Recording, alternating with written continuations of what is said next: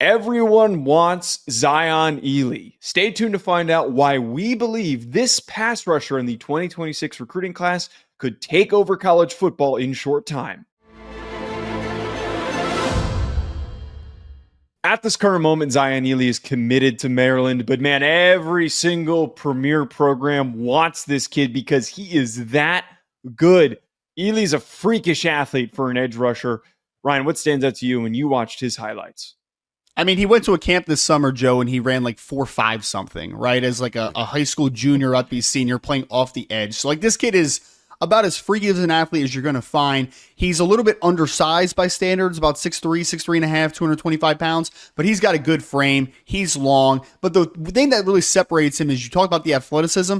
He wins in so many different ways athletically. Like he's got a dominant first step. He's really bendy around the outside corner. This kid is an all-around just dynamo of an athlete coming off the edge. Two things that were really pleasant surprises outside of the athleticism that you just alluded to. I thought he had surprisingly good hand usage for a guy that is a high school junior. We're not talking about a player who's just trying to run past everyone, even though he capably can. He's that fast that he could just line up and sprint past any tackle.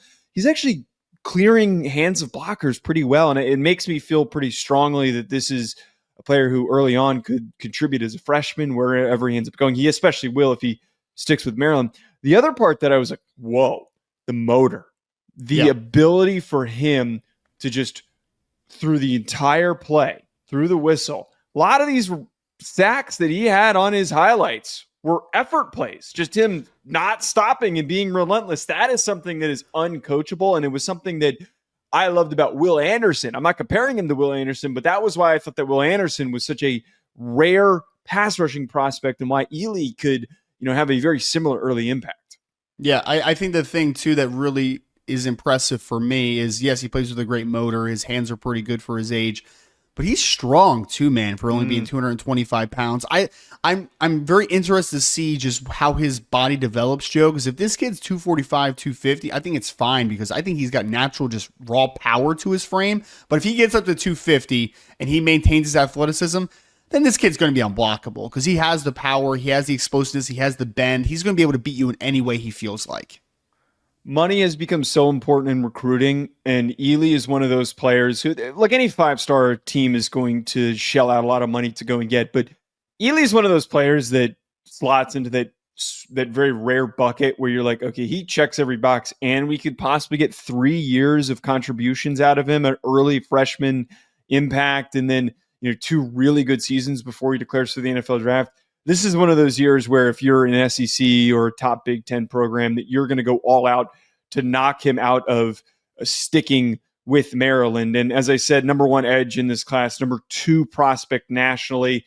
And in the Under Armour All-American game, when he participated, he had a sack and a forced fumble, as well as in the 2024 season, 56 tackles, 28 tackles for loss, and 10 sacks. Unbelievable production for a kid who is still one more year to play in high school.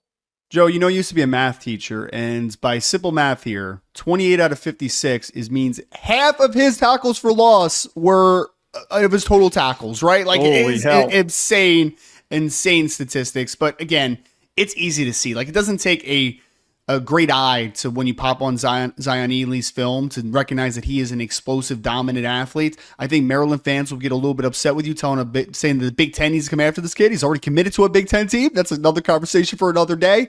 But this kid, again, I would not be shocked if we're talking, he's a 2026 recruit. So if we're talking about the 2028 NFL draft, him being a part of that, I guess it'll be 2029, right? I don't know. I'm getting my years all mixed up. In a 2029. 2029, It would be a 2029 NFL draft pick. If he's a 3 and done and a first rounder in just a few years from now, I would not be shocked one bit. Folks, I want you to comment below. Do you think that he will stick with Maryland? And if he doesn't, where do you think he lands? Hit that like button and subscribe. We'll talk to you later.